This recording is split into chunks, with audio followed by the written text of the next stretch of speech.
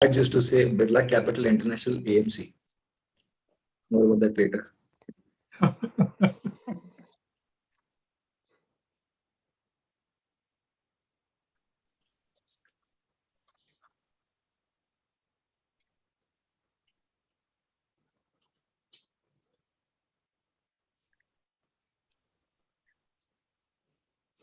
So we are all set for the day 2 of Colloquium, and we'll just wait for a couple of minutes and start the event. We're just hoping for the high participations. Hey, please do it. Hello, Anil. How are you? Yes, hi, good morning, all well, how are you? I'm also good. I think recently, because I've seen the word CFA there, recently we got associated with CFA association also. I know, I'm aware of that, yeah. Yes. Vinod Sekhar was there. Nice. Yeah. No, so I'm very closely involved with the body. I mean, I'm currently part of the CFA Society India and as a volunteer. And we work very closely with all the various colleges. I know, I mean, the recent MOU which got signed with you, so that's great. Very nice. Yes.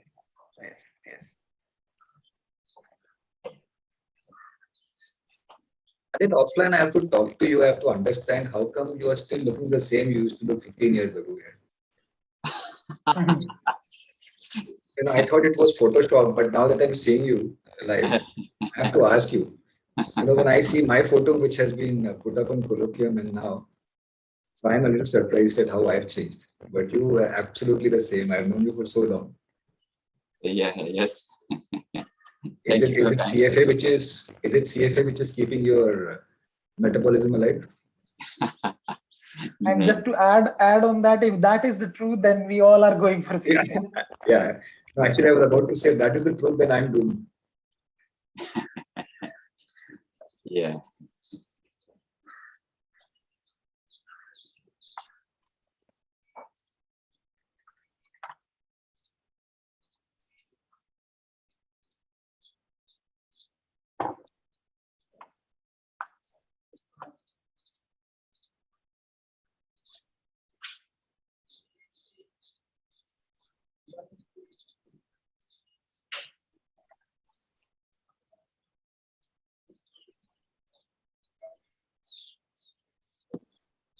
Yes, sir. So we are all ready. People will be joining simultaneously. So good morning to all. Welcome to day 2 of Colloquium organized by Business Cluster of IIM Visakhapatnam. I am Patel Shoaib, Business Secretary of IIM Visakhapatnam. It gives an immense pleasure to welcome you all to be a part of this event on this wonderful day. Thank you for joining us. Colloquium is a series of panel discussion, keynote session, and various national level competition organized by Business Cluster of IIM Visakhapatnam. The objective of Colloquium is to bring industry experts and students on a platform to facilitate learning and enrich students' knowledge. On behalf of IIM Visakhapatnam, now I formally welcome our esteemed panel members, moderator for the event, Professor Prince Dolia, Assistant Professor of IIM Visakhapatnam, faculty member and alumni of IIM Visakhapatnam. Last but not least, student community of IIM Visakhapatnam who have come to join us today for this mega event. Panel discussion is on a topic of mobilizing savings to the investment.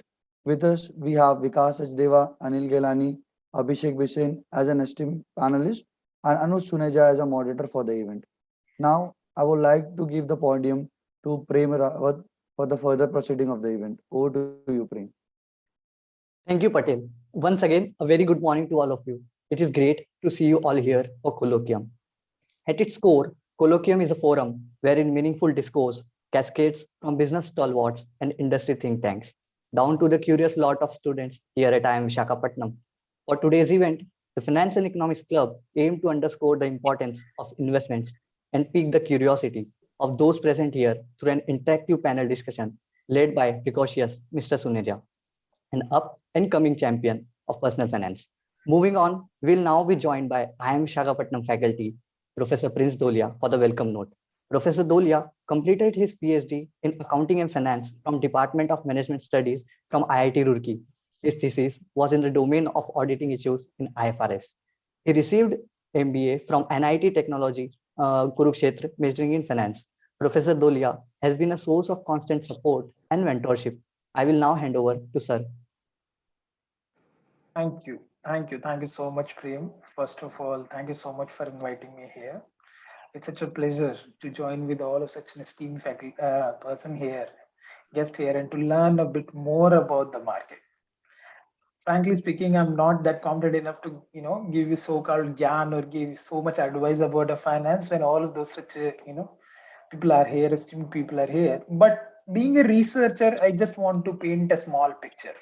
You remember the March 2020 when everybody was so worried about COVID, and rightly so. That time, if I remember correctly, I think stock market was Sensex was around 25,000 or something. Nifty was around 7,000 or something. Now, if you today look at the situation, we're recovered by almost 30,000 points only for Sensex. We are playing it around right now at around 60,000 or something. I was just checking on the NSC website what is happening in the last 1 year, and it seems like Nifty has returned over 7% more than what bond market pay on annual basis. This is what happening in the last 1.5 year. Our 3-month return just for from NSC is over 13%, which is more than twice what I can get from fixed deposit. Now, why all of these things are happening? Now, I know many people claim that just because the technological changes are happening, I have an app, that's the reason I'm able to do it. But I don't think that can be the only reason. There is something fundamentally shifting in all of the user or all the financial market user in the last 6 months or 1 year. Something special is happening. I've not seen this kind of phenomena happening from a long time. I never seen that people are sending me message. My student from the term one, first year student send me the message, sir, have you seen what happening with the IRCTC? Have you seen this IPO? No, this is so strange. People never used to be so, so interested in all of these things. I remember there used to be some so-called people where you used to call them, these are bookish people who are always looking at this candle chart and all of. But now things have changed drastically. Everybody is interested in finance. I can give vouch for this thing. If you ask out of this 150 people, those who joined here, I think they can tell you when is the next IPO is coming in Indian market. They might not be knowing about so many other things, but everybody's sure about when is IPO is coming, what is the numbers there, how many people are going to invest for that, how much money I have right now. I want to invest in this particular share. People are patiently waiting for LIC IPO. I remember the first time when I started, I asked to all the students, so what are you waiting for Indian financial market? They are like, sir, for LIC IPO. I was like, oh my God, people are so ready for all of these things. So it means things are changing drastically. And when we ask people like, moving people from saving to investment, I think that phenomenon has already started happening. More than tier one, it's tier two and tier three cities where all of these things are going with a tremendous pace. Now, among all of these panelists are here, I will be really interested in knowing this, understanding this point and investigating this point, why this is happening and why it didn't happen earlier. And what can we do to maintain the similar kind of pace or similar level here? How can we achieve all of these things? So I'm not going to take much of your time. I know time is very precious, but I'm here to learn. I want to learn more about this concept and topics. So thank you so much for inviting me here. Just one last line I wish to say. People used to say that, and which is kind of correct also, money doesn't grow on tree. But if you do invest, it can grow. It seems like that from last 2 and 3, it can grow. So let's learn about all of these things from all of our esteemed guests. Thank you. Thank you so much for inviting me again here. Over to Anuj. Thank you. Thank you, Anuj. Thanks a lot, Spencer. You've just upped the stakes by saying that everyone is ready to invest. Because last what I remember, in my class only 3 people were investing, and you probably know the names as well. So now that everyone is investing, so I'll have to be cautious with whatever I speak because I just can't beat around the bush or something like that. So we can probably go ahead with that. So good morning, everyone. First of all, I would like to thank IIM Visakhapatnam, the business cluster, and the finance club especially to giving me an opportunity to come here and help with the session and maybe add some of my perspectives. And I would like to welcome Abhishek sir, Vikas sir, and Anil sir. So if starting with the session, if we could just start with a brief introduction of all the panelists by themselves and how their journey has been so far. And what is your current take on the current investments and the saving scenario in India? So it's a three-pronged question. One is your introduction, your journey so far, and what's your take on the investment scenario? Yeah, we can start with Vikas, sir. I was hoping that alphabetically my name will come last. So, Sir, seniority level.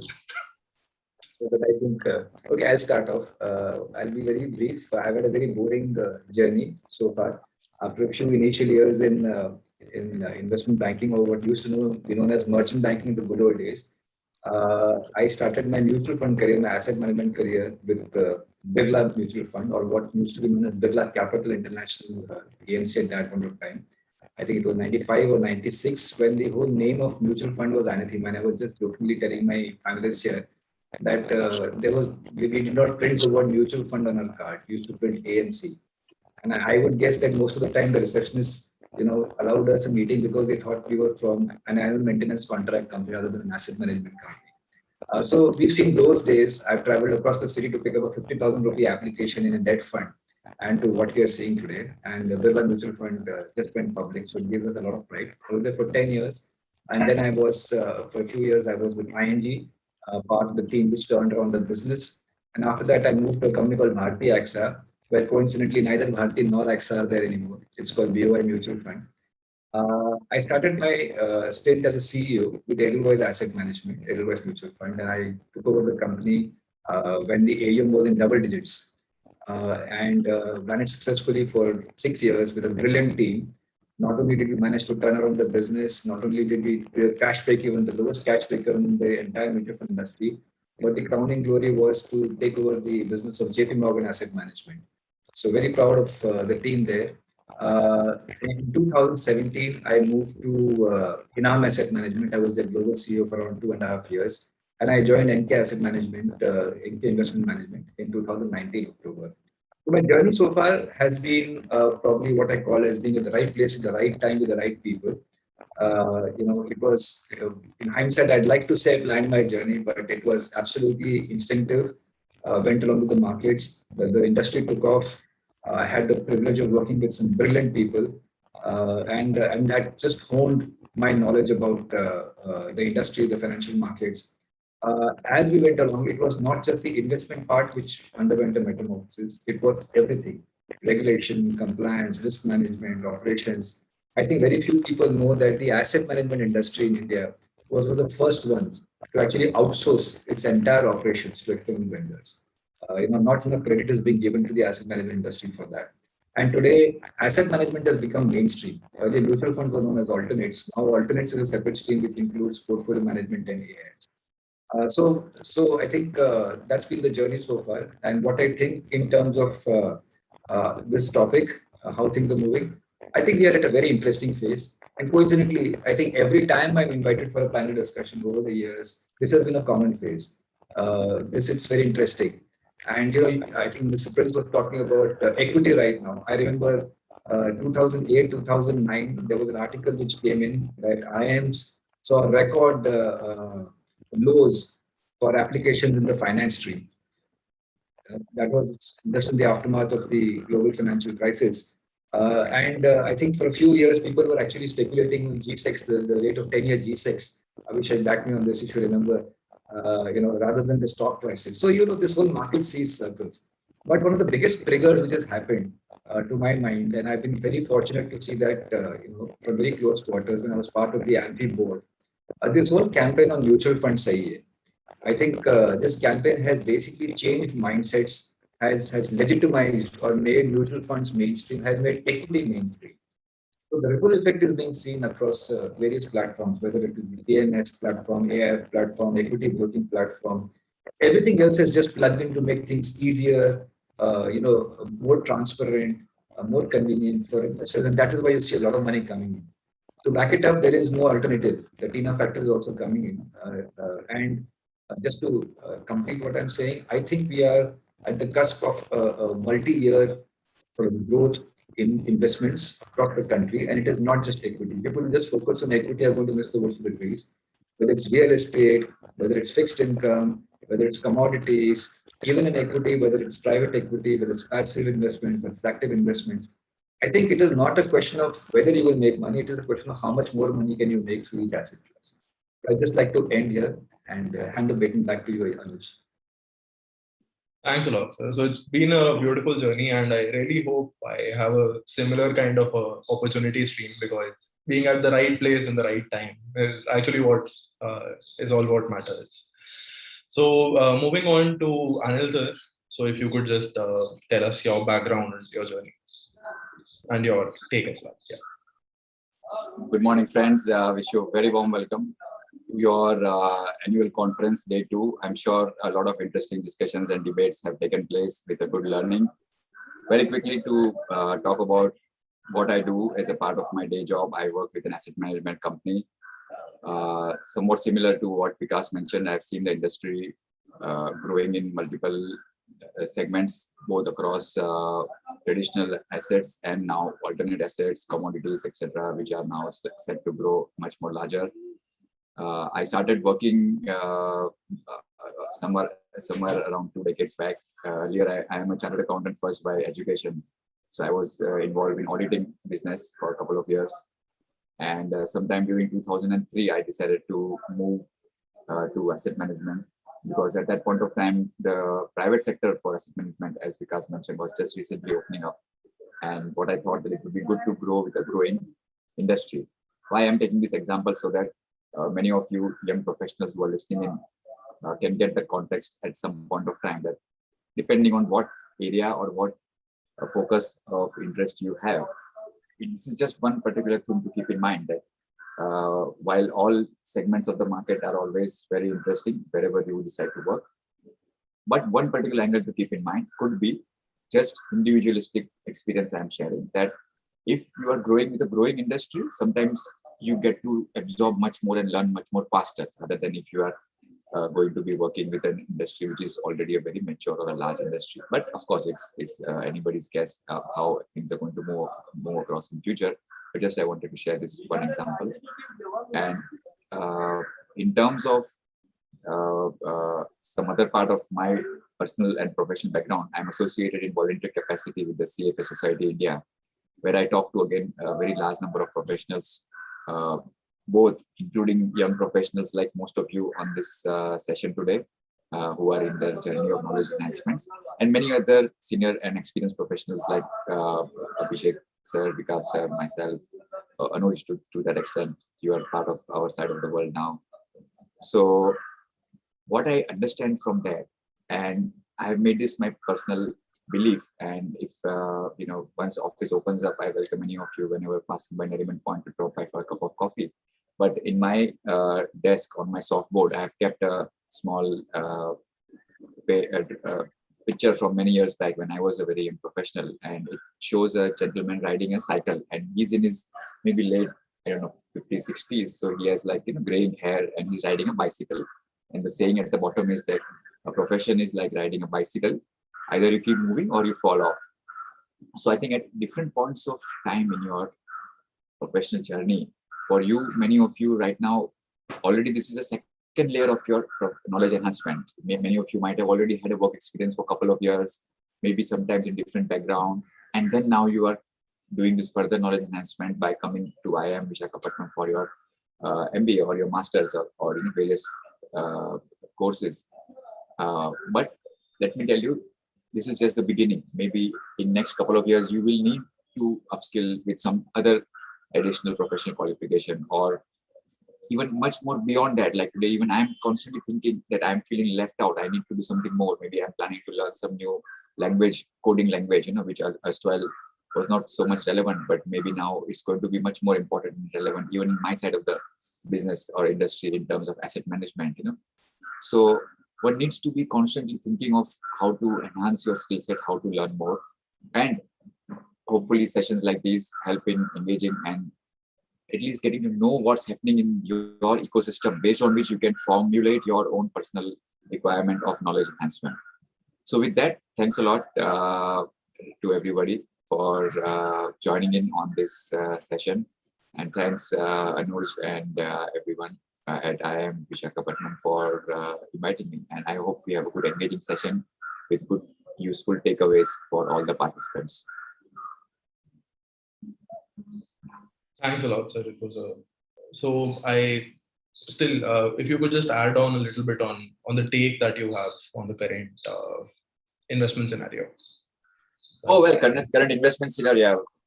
It's a very engaging and very interesting times. Many investors, including seasoned market participants like us, have not seen this kind of a scenario. Let me tell you that. So it's not about what we read in media that, oh, there are many new investors who entered into capital markets 6 months back, 12 months back, and they are seeing very unique scenarios. I think it's unique in many ways. Over the last 18 to 20 months, we have seen a coordinated and concerted efforts by both central banks and central governments. I'm trying to connect back with basic concepts of economics, which you might have recently been learning in your college. So if you look at classic macroeconomic theories, that whenever there is an economy which is under some bit of a turbulence, you can have two tools. One is the monetary policy driven by central banks. Second is the fiscal policy driven by central governments. And since the past about 18 months, we have been seeing a coordinated effort by both. Of course, it's in response to a very unique situation, once in a century type of a situation that we were going through. So to help the economy to recoup or recover or buffer the impact, both of these engines have been working very fast, and in some form or fashion, I personally believe that we are now coming to a situation where some change in gears is likely to happen. How exactly and what, time will tell, but various analysis and various forecasts often go wrong in this kind of situations, because you are trying to forecast something which is not just driven by past history and forward-looking financial estimates, but it is also driven by a lot of inputs in terms of how human behavior is going to play out in the next couple of quarters. So I feel that we are in very challenging times, very unique situations. All classic theories and various books and learnings which we have about the very fancy animals in the market, like for example, Black Swan or Grey Rhino. These are very interesting books. If some of you have not read them, I urge you to take a look. Black Swan is by this very interesting author, Mr. Taleb, and Grey Rhino is a term coined by Michelle Hooker. She's also a very renowned author, and sometimes it might be useful to just look up their books, easily available on Amazon, and read through to understand how the history of capital markets have evolved. But as I'm saying, maybe what we are currently witnessing will result into some another unique animal being coined by maybe some of you listening on this call today, who will be future leaders in the world of finance. Right? For 2008, nobody knew of this term called Black Swan. It was maybe somewhere in Taleb's mind as a young professional, might be, I don't know. Likewise, a couple of years later on, in one of the interviews, Michelle Hooker coined the term Grey Rhino. That was Black Swan. So yeah, it's something very unique and very difficult situation for anybody to predict and hedge for or be prepared for it. But you can think of different areas of such kind of unforeseen or known risks which can come towards you. And she coined this term Grey Rhino. Maybe one of you sitting over here, future leaders of finance, you are the future of finance. Let me tell you that. Sorry, I'm digressing for the moment, but I see each of you in this room today as the future of finance. I am the past. I'm going to soon phase out, but you guys are going to drive this particular industry forward. So maybe current situation, coming back to Anuj, your point, is going to result into some new animal being developed. And capital markets, I think what we are seeing in the recent times in terms of some stock specific action or some very big news flash, I mean, all of those are part of the learning. But I feel that structurally, if each of us carries away some learning as an investor, either investor of your personal wealth or investor of others' money in a capacity as a fiduciary, if we take away the key learnings that in many situations, market will behave irrationally. In such situations, if you are able to stick to the core fundamentals, then you're going to be in a very good position to make your long-term investment goals being met. That's a really nice take, sir. And thanks for the suggestions on the books. I also recommend similar books only. So coming to Abhishek, sir, there was a reason I came to you last, because fixed income se thoda dar lagta hai. And if you could just start with your background and how has fixed income turned out for you? Because I was seeing your LinkedIn and it has been a shift, I'll say. If you could just take us through that and what's your current take on the investment side? Yeah. Firstly, very good morning to all, and thank you so much for inviting me to the esteemed panel and share my thoughts. I hope I'm able to add some value to the same. Now, to start with, it's been almost 2 decades now I been working, and incidentally, today I complete 15 years with Kotak Mutual Fund. Okay, so I'll talk about the journey with Kotak Mutual Fund because it's been the longest stint I had, and over the 2 decades, it has been a phenomenal journey in fixed income. You'll be surprised to know fixed income market history in India is so recent that we actually are born with the market when the market was developing. I am one of the luckiest batch, if I can say that. We were born with a crisis. The batch which are born with a crisis are always grounded and are always, go with stability. Because if you're born in a euphoria, you are in a different world altogether. You don't know what a crisis is. And we were born in the crisis which happened in 2000. So we know how things were that point in time and how things were difficult. So I will say myself as very lucky. And over a period of these 2 decades, we have seen almost every kind of possible crisis, euphoria. We have seen all possible entities. So we are kind of, in terms of experience, very rich generation in terms of fixed income or overall financial markets. We have seen global financial crisis, 2013 crisis, partially 2000, when 99, 2000, it was just getting over, stock market scams, and euphoric markets, etc. Current euphoria also, bottoms ups. We have seen everything. So we are able to kind of withhold these kind of emotions. See, at the end of the day, there's a difference between a technical movement and a reality. When a person who's actually playing in the market is actually putting the emotions and the money together. But on the other hand, a person who's just looking outside the markets, giving a technical view, is not actually infusing the money. So there are two different things. When you are already invested, be a small amount or be a big amount, you have your emotions act very heavily. When you are not invested, you can have as many as calls, right? But once you start investing, things are completely different. So with that, let me just give you some brief snapshot on how things were at Kotak Mutual Fund in last 15 years. Last 15 years, when I joined, we were at around 10,000 crore of AUM. Today, we are at 2,82,000 crores was the AUM. And most of the gains most of the collections or most of the growth has come in last 5 years, and 5 years have been phenomenal in terms of growth. As I already shared with you, we have seen a good amount of crisis. One thing which people often don't understand, in fixed income, people believe that fixed income is actually a steady state, straightforward, but in fixed income, it's a binary option. Either you have it all or you have it none. What we learned in last 2 years, last 2 or 3 years maybe, where we saw writing off of assets in fixed income, which was very unheard of, which probably happened early 90s when things were much different.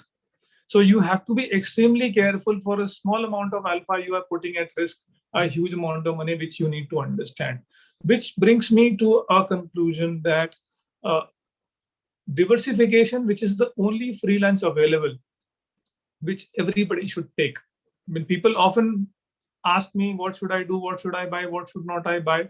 When at a very nominal cost, when you are getting such a fantastic diversification and a person who is in and out, day in, day out, watching your assets, why not go and give the money to him?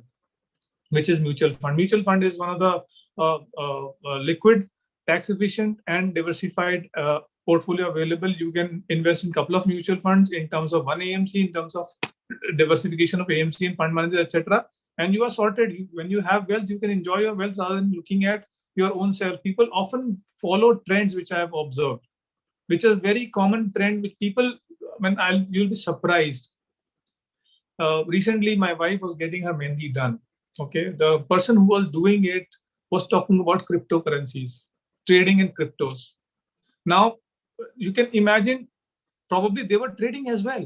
So you can imagine trading in how trading. See, trading at the end of the day see, there's nothing called profit booking. One, I don't take anything. See, either you take it or you get out of it. In terms of whether you don't feel that it's going to grow, just get out of it.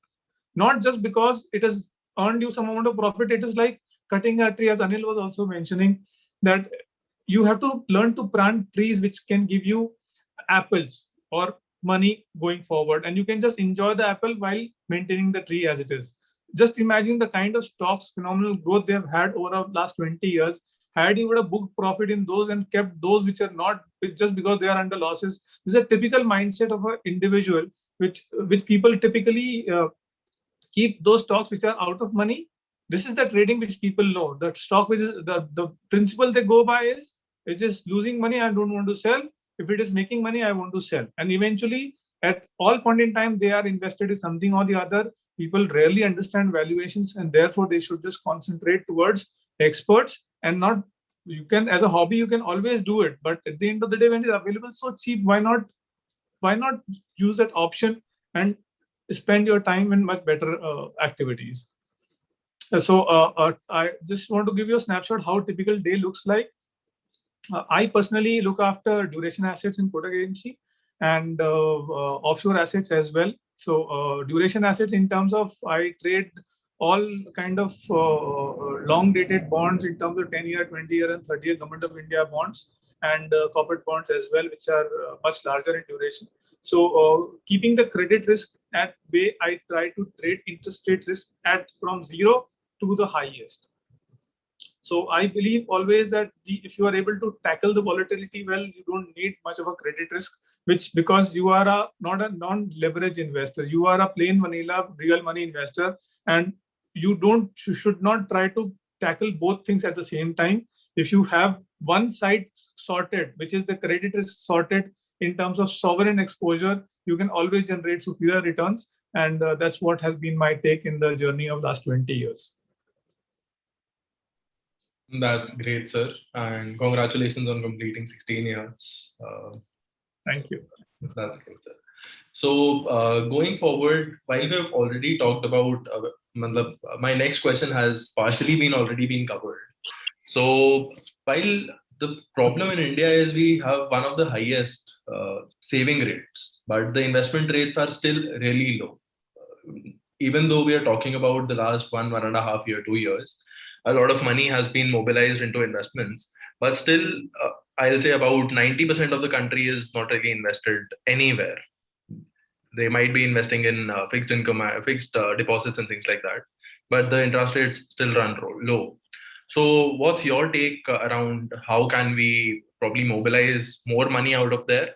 And what are the patterns that we can see going forward in investments? So this is a question to me, right? You can start with the answer. Fine. So one wants to take. Let's start alphabetically, Abhishek. I think you should go. No, sir, we'll start descending. Or you can probably go ahead, sir. Please. Okay, at some stage, I'm going to call it out being a little unfair that I'm the first one to answer. But anyway. For the next question, we'll reverse the order. That's fine. It's always a privilege to hear. In fact, I think this is a very structural question you're asking, Anuj.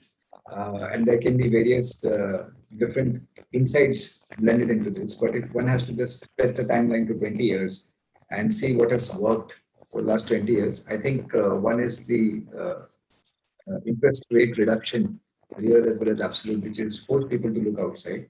The second one is basically communication, that there are other investment avenues available.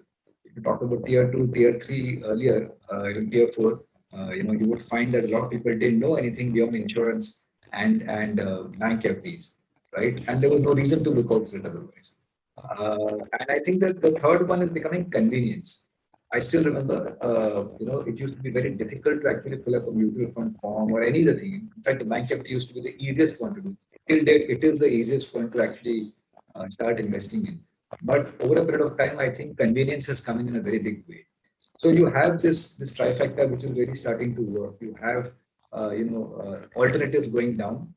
Even if there are alternatives, like for example, hypothetically, somebody might come and talk about real estate, but the unit cost of real estate is very, very high. You know, debt, as you rightly mentioned, I think there's tremendous opportunities in debt, but debt needs to be communicated with, and I think that is something which the industry is now taking up.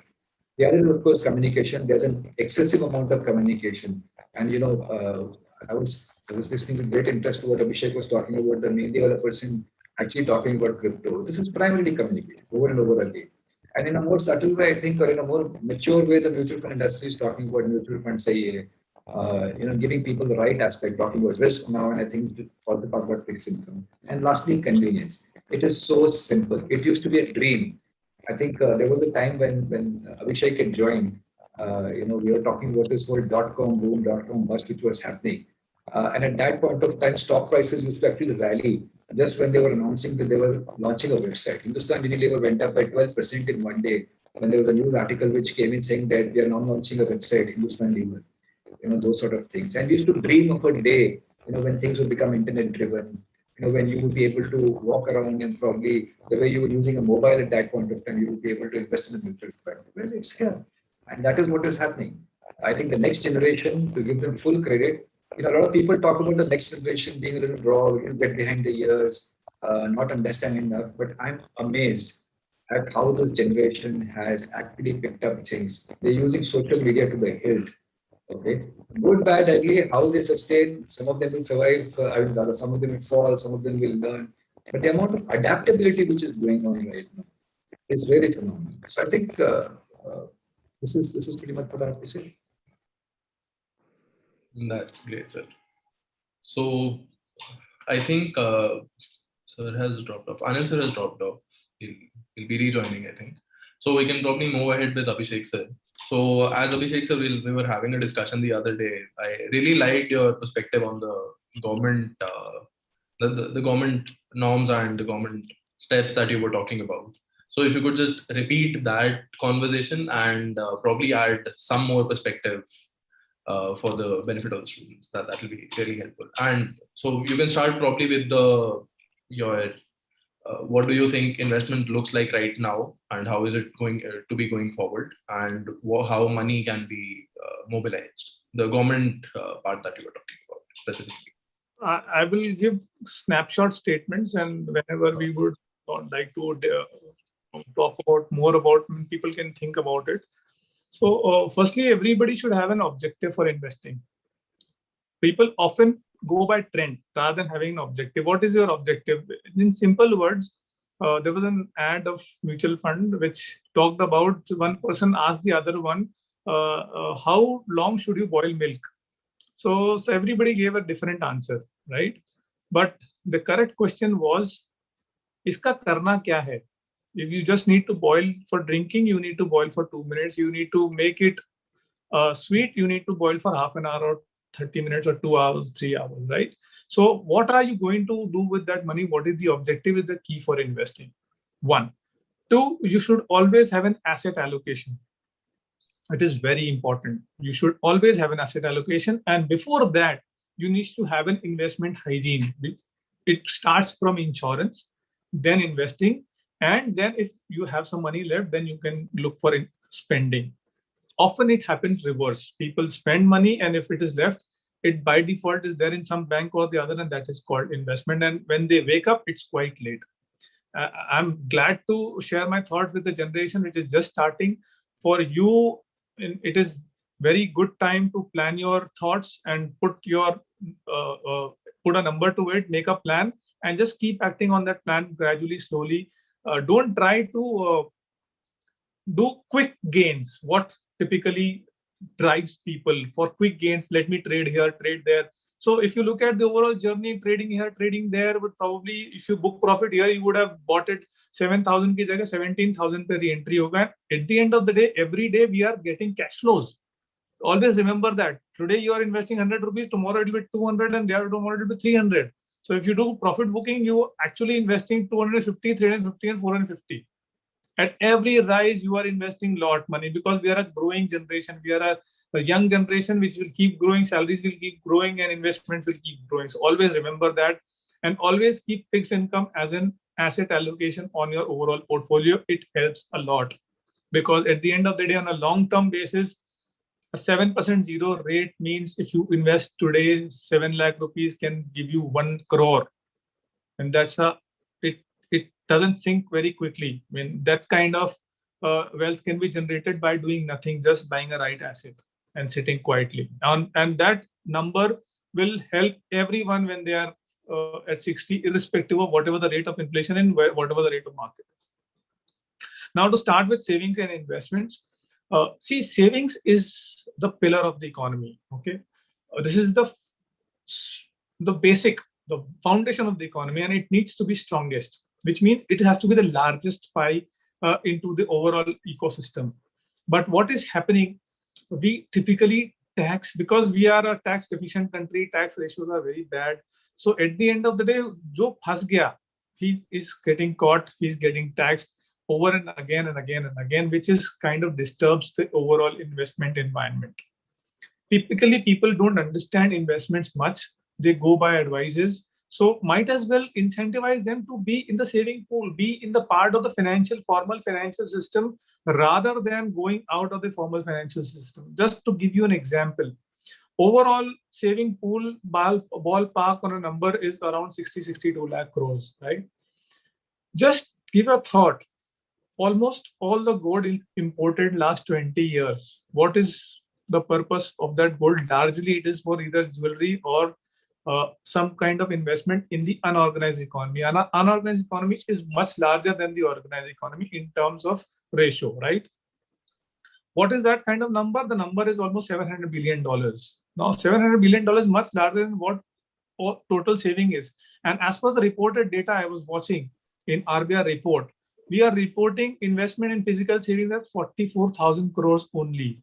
Now, 44,000 crore probably will be in Andheri area itself, or Mumbai, all put together, forget all about all India. So this part of saving, there are three types of saving. One is financial savings, physical savings. In physical savings, we have real estate and we have gold.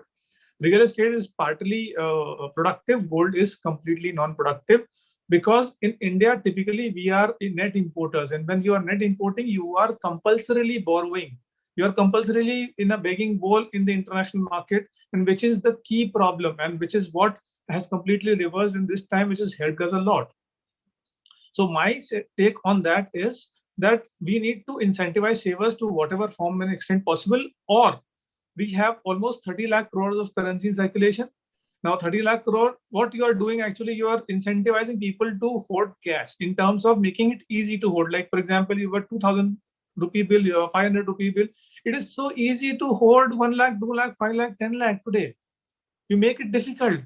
Forget the cost of printing. Just imagine if this out of the 30-15 comes back into the formal financial system without RBI, without government, without anything. You have such a large saving pool available, which is not at all, neither it is getting taxed properly the way it is taxed on all levels. Just imagine each transaction needs to be taxed some form or the other, but it is not happening today. So if it starts happening at a lower level also, it can reap beautiful results. For example, if you just keep buying real estate, let's say the same asset is being sold 20 times, it gives one free cash flow to the government in terms of if it is taxed, let's say 5% in terms of duties. So if it trades 20 times, one asset goes to the government. But if it is underreported, then what kind of evasion happens? I'm just trying to highlight on a thematic basis. So these two things, what I believe is a very must for the government to take care. And if we are able to channelize these savings into the financial or a formal form, money will find its best way, best asset class to follow. Asset managers will ensure that the money is getting allocated to the best. Not necessarily that investor itself should go directly. Investor can give the pool to the bank or the mutual fund or whatever as per the convenience, and the money will eventually go to the best assets and eventually result in best returns possible. So a pool chasing these assets will be always better rather than money being outside the system, creating problems. And last thing I just wanted to add here is, we are too much dependent on real money in terms of real savings to accrue. While the need of the hour is that we need to kickstart, we need capital, we need infrastructure, we need huge amount of work to be done in a very short span of time. Now, if you're dependent on, let's say, I'll give you a small example. My father bought a house when he was retiring. And I bought a house when I joined a job in 2001. First year of my job, I bought a house. Now, can you imagine the difference? Why he bought a house and then he was retiring? Because he was dependent on his savings. And why I bought a house? Because I levered from the bank, which were willing to give me 95% of the net asset value. So what it is same thing. We need to lever it so that we are able to develop that infrastructure. And today I'm sorted at this age. I have a house and things are pretty much sorted. And just imagine a person who's saving and the asset prices are going to do. He's never been able to buy that house, and that creates anxiety. This is what is happening in India. We need to kickstart it. We need to lever it properly, bring that money, channelize it, irrespective of whatever is happening, consequences in terms of this government, that government. I don't want to get in that debate, but this is the need of the hour. Come what may, we need to do this and ensure that we are at par or better with the other emerging economies. We are one of the best, and I have no doubt about it. Thanks a lot, Abhishek sir. I Anuj, actually I really just, like, Anuj, I just want, Yes. I was listening to Abhishek and very enthralled by what he was saying. I just like to add 2 points here for the benefit of the students. He mentioned something about, having a little bit of a trading mindset, don't keep looking profits here and there. And I think that applies in real life also. You are at the cusp, all of you are at the cusp of a career. Too often I've seen youngsters, trying to jump from one job to the other. It could be motivation in terms of a salary or another experience. But I think compounding of wealth happens because of compounding of effort. So you have to compound your effort. You have to stay in a company, give it time, and then take a call. That's the first point. I just like to supplement what he was saying. The other one is a little bit controversial, but I'm sure he'll agree with me. I almost every time I encourage youngsters to actually go out and spend. Yes, it is good to save money. We have been brought up, Abhishek, myself, we've been brought up in a way saying that saving is very important. But when he's talking about his flat, he got sorted at an early age. I think the point which I'm trying to bring across is कि अगर आप खर्चोगे नहीं तो आपको कमाने की अक्ल नहीं आएगी. It doesn't mean that you have to go and buy an iPhone 13 when you're not earning money. I'm not talking about that at all. But I'm saying that yes, you should spend on yourself. You should groom yourself. You should enjoy life. That is the only time you will realize how necessary, how critical money is for you to sustain that and what you need to do for going there. So I thought I'd just supplement Abhishek's points. They're very nice ones. Thank you, Abhishek. Thanks a lot, sir. Actually, that I would agree with both your points, and especially with the second point, because that will help us keep our jobs. Because if there is spending, the money with the money ball would keep rolling, and hence we'll get our salaries. वो रुक गया तो सब कुछ ही बंद हो जाएगा. Makes sense. For you, Anuj, insurance is so under-penetrated in India. I mean, even if it is a slight development, let's say from 1% to 5%, you will be saddled with so much of money. It will be difficult for you to hire 5 more people to manage the same. And just at 5%, we need to be at 20%. It's a basic hygiene. Everybody who is today, let's say, to the entire batch, how many of you have taken pure term insurance? It is available at 10,000 rupees a crore. So cheap. It's nothing. And not that you need 1 crore insurance at this point in time. You will be needing much lesser, but you need some insurance. And this is a time you need to fix these things up. And these things help a lot because people don't know those examples who are suffering. People only really, it's a waste of expenditure. I mean, a lot of people I told, 7 on 10 people tell me, why should I spend this money? Now I've been spending money, let's say a couple of lakhs every year on these insurance policies, etc. Sometimes I feel, but at the end of the day, this couple of lakhs, I'm alive, I'm happy. Does it let it go? Let it be written off, I don't mind. But if I'm able to live the journey, it is nothing. But if 1% chance an event triggers, it is. I just can't explain also what happens. Just go and see those families who are suffering especially in this pandemic. I agree with you. I think insurance is a very important thing. You might not believe, but I chase insurance companies to come and insure me, and they're saying I'm too old for insurance. It's a fact. It's a blatant fact. You might think it's a joke, but it's a fact. Nobody insured me for term plan anymore, to the extent that I would want to be. And Anuj, just on your point, you talked about earning money, jobs, and all of that. But I must tell you what really delights me when I talk to students coming out of college and youngsters working. Their ultimate aim is not a job. their ultimate aim is to generate jobs. I don't know whether it is because of the overall, the zeitgeist which is around us in terms of startups and all that. But I think this generation has now developed a killer instinct, animal spirits coming in, saying that why should we be working for somebody through our entire life? We'll work, we'll understand, we'll do everything. But we want to start up something, we want to do something, and we want to generate jobs. And that is something which is really delightful. And again, by the way, that is something which will generate immense amount of wealth. But for that, you need to make sure that there's a lot of compounding work. Why I just butted in. Not an issue, sir. Not an issue. So I agree with the animal spirits part. So I've been an entrepreneur myself. I've started up three and a half companies per se. One of that also got funded. So in the last point, I would like to disagree a bit. Like it's not that people have not understood, but in the last 2 years, there has been a lot of uncertainty in the markets. And people are like, let us sort ourselves first, and then probably we'll look at starting up. So that's a point that I'd like to add. And coming to Abhishek's point about the government and taxes and things like that. So one thing I worked back after the call that I had with Abhishek sir the other day was if I have to buy a car of 10 lakhs, I have to probably earn 1.15 lakhs. And then I have to pay 30% tax, and then probably I can afford something of 10 lakhs. And same is true for petrol as well. Not that I'm just paying the indirect taxation of 70% in petrol. For that also I have to earn probably 140 or 130 bucks depending on what tax slab I am. So this is just to add some color to what Abhishek sir was saying and to supplement a little bit. So Anil sir, the next question I would like you to start with. It's like for beginners per se, what would be an ideal way to start saving and ideal way to start their investing portfolio, and what instruments would you suggest, and what would be an ideal plan overall? I think that's a very good next step forward. I think what we just spoke about is in terms of the significantly low penetration of all financial assets like insurance or mutual funds or anything that you might think of. Structurally, I agree completely that one needs to get more aware and more financially literate and start investing. Household savings and all numbers are very easily available on RBI.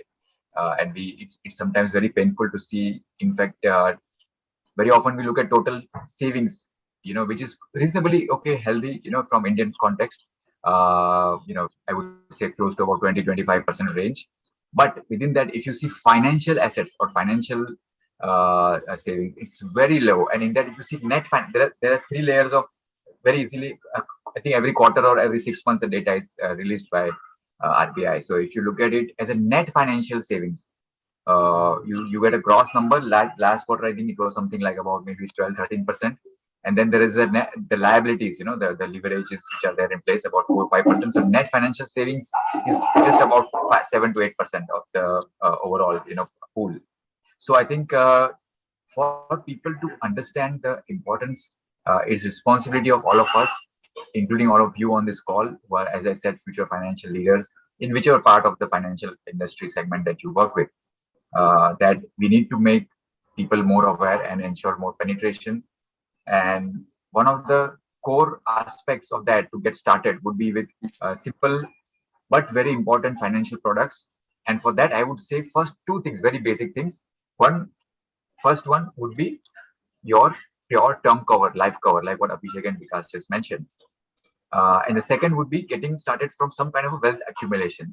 For that, I would feel that one should start investing with at least simple to understand, easy to relate, and easy to have good transparency is with mutual funds. Because structurally, you don't have to worry about individual stocks or individual bonds or tracking capital markets. You can focus in your own core job or business or profession that you are working on, and let the investment be done by the professional managers. So if you're able to dissect the whole plethora of various financial instruments available and to get started with, select these 2 basic things. One, the simplest form or the structural way in which you need to do a pure insurance, not a insurance merged with investment or something like that. So pure term cover is the first thing, and basic, simple, low cost mutual funds is the second thing. I feel that leave out many other things which people talk about, that India's penetration of insurance is very low, 4 to 5% for certain categories, a little bit higher for some others. And let's compare it with global markets, US, UK. Fine, okay. They have a much more different demographic and economic cycle. Likewise, people often quote these numbers to me. We are in the mutual fund industry. They say, okay, mutual fund assets to GDP for India has just crossed about 10%. So we are maybe about 12%. And look at US, they're more than 100%, Australia more than 100%. On an average, global average of mutual fund assets to GDP, something about 80%, and see where we are. Fine, that's okay. But so what are we doing about it? So I think the very basic thing and the first thing which one needs to do is to make people who are already financially aware to get this next step in place, because otherwise it's going to be very challenging. Right, today we can think that we are a country of 130 crore people, right? We are celebrating today the 100 crore milestone landmark of the vaccine doses. We are total about maybe 130 crore people, but not all of them are doing any meaningful kind of financial inclusion or financial investment, right? But if you look at, let's say, number of taxpayers, if you just see last fiscal year's data, the number of tax returns filed is just close to about 7 crores, maybe 7.5 crores. Everybody with me in terms of the context? From 130 crores, suddenly you have now reached to only like about 7 crores. So what are we talking about? Are we saying that, if you want to start investing and start buying a term cover, am I going to be able to reach the 130 crore people? Yeah, I would wish to, but is it feasible? Maybe, yeah, but maybe difficult. But if you look at some of these data points and try to segment the focus area, like I'll talk about one more data point. Again, this is very easily available and tracked information, like percentage of household penetration. This is very interesting. Many of you might find it useful. Some of you in the already who have worked in the past in markets or in industry research, you must be already familiar with this. But otherwise, look up this data. It's very interesting. And there you can see percentage of penetration of households for everything, many things. I mean, so you will see how much percentage penetration is there for air conditioners. Like we are just crossing through October heat in some cities. Like it's already cold, but maybe in coastal cities like yours or in mine, where I am in Mumbai, it's still pretty warm. So look at percentage of penetration of air conditioners, very high, very high. Percentage of penetration of two-wheelers. I'm coming to the point. Otherwise, you will say, "Anil bhai, kahan chale gaye aap AC mein thodi humko abhi kya sikha rahe ho?" But if you look at percentage of penetration of two-wheelers, here's the more important part. We'll see a very large number, about 25% households, or close to about 14-15 crore type of a two-wheelers in the place. And as per the regulation, each two-wheeler or each vehicle that is running on the road needs to compulsorily have insurance, general insurance, right? Your motor insurance laws make it mandatory. So for each of those households, 11 crore households means much more larger number of people being covered under that. Indirectly or directly, they are in some form or fashion financially aware and involved. They are logging into some website of this XYZ portal or the general insurance companies, some way of outreach, and every year reviewing various insurance policies, selecting the best and the cheapest, and going and renewing that or paying some money for that, right? So because that's a mandate, that has led to all of those people being at least financially aware and involved with the bare minimum buying of a two-wheelers insurance. I'm not even going to cars or anything beyond. Now, if each of those people who are driving a two-wheeler, right, they're spending on their maintenance, on their petrol, whatsoever might be. Suppose every month they think that I spend 5 liters less of petrol, means approximately 700 rupees I invest into a, let's say, simple low-cost mutual fund, which will give me participation in the capital markets or the broader economy of India. That's how we can increase suddenly the large quantum of penetration. Then gradually they'll get more involved, more aware, and more financially literate. So that's the kind of thing which constantly we need to think about. Some of you will come up with some eureka moment, some new age idea or some business model. I don't know right now what or how this is going to play out, but these are some of the things which we should be looking at and thinking about. That's great. So Abhishek sir, if you could just add some color with the fixed income part being a part of the retail investors portfolio, that will be great. Yeah, as I said in the beginning, that we should always follow an asset allocation. And gold being one of the favorite, people often ask me, what should I do? So one of the brilliant steps which the RBI has taken is the gold bonds. People don't understand that product very well, but just look at it in this way, that it offers some 2.5% interest. So if you look at it from a 10-year perspective, keeping your gold constant, it is adding 25% value to your gold, which is, let's say you have 100 gram today, 10 years down the line, you will be having 125 gram. Okay. And if you just buy a gold in terms of ETFs or physical, etc., you will be having 100 only, whatever the value it is, 50,000, 20,000 or 100 lakhs, right? But at the end of the day, gold is a commodity which will help you in a crisis, deep crisis. And obviously it keeps growing. So apart from consumption, for investment, it is not a very great idea unless and until it's a black swan event. After that, fixed income adds good amount of stability to your portfolio. Obviously, it is not as straight as it looks like, but if you have holding a 3-year and above investment horizon, things are pretty much sorted, irrespective of whatever happened in the industry. See, the problem with statistics is people can make statement to their own convenience. And in a country like India, which is so divergent in terms of age profile, demography, financial profile, etc., whatever you may talk about, you will see extremes in the country like India, right?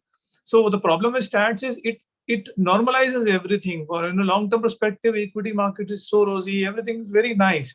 But when you see those dips and you actually go with, let's say today you invest just before the GFC, you invested a good amount of savings in any asset class and it just tanks. The kind of emotions which will go through your mind and the kind of action you are going to take will completely destroy a lot of things, right? So just not going with rosy things. If you follow these asset allocations, something will benefit you and something will cost you. So it will kind of act as a balancing factor. Therefore, I love fixed income because overall, if you put your entire assets in an Excel sheet and try to look at what kind of returns you're generating over a long-term period, it will be somewhere between 6% to 9% on an aggregate basis. And fixed income generates that return. So let's say you are at 20 today and you are going to retire at 60. In that 40 years, fixed income is going to achieve the target handsomely equal or better. So you don't need to get fretting about it that equities are giving me 15%. You are going with the recency bias. I mean, obviously, equities is a higher risk game, therefore the returns are going to be higher, and therefore your asset allocation equities has to be higher. But save your keep the powder dry for distress. Distress, there are very few people who are actually able to take a call. Okay, 50% correction is there. Let me increase my asset allocation to equities. Okay, 50% correction is there in fixed income. Let's say in 2013 when the rates went up to 10%, how many people were able to, let's say fixed income is typically sold in distress, equity typically is bought, but not the amount which people can actually pour in. So if you follow that discipline of asset allocation, you are going to take that difficult call at that point in time. Okay, my debt is there as an over asset, let me switch from debt to equity because equity has fallen to 50% or 20% or deep correction, time correction, whatever has happened. And if you play with these asset classes as a diversified pool, I'm sure you are going to be sorted, and probably when you are 30, 40 and 50, you will remember that these exercises which you've done at early stage will help you a lot. Great points on asset allocation particularly. And also the compounding actually is something that we cannot comprehend at our level. So that is never thought about. People at 6%, 7%. Over a long period of time, it is a huge value. I mean, just look at it from that perspective. Okay, this is what I want to be sure. So if you want to be sure, just put it in fixed income, because something goes wrong, some bizarre event happens, and that point in time you need it. This is the one who's going to save you. Perfect, makes sense. And also to add to the gold point, if we are buying and selling gold in a physical format, we have to pay 3% GST every time we make a transaction. Absolutely. So I have to anyways make say more than 6% to have a positive return. Otherwise, I'll be making a loss on the overall. Exactly. People they just want to preserve. When they buy gold, they want to preserve capital. When they come to fixed income, they want returns. Exactly. And real estate, people don't. People have seen only the returns. and tangibility of the asset, but they've never tested liquidity. From 3 years, I'm trying to sell one of the real estate asset I own. So can you imagine the liquidity factor? Mutual fund, you just put a redemption request, tomorrow money is there in your account.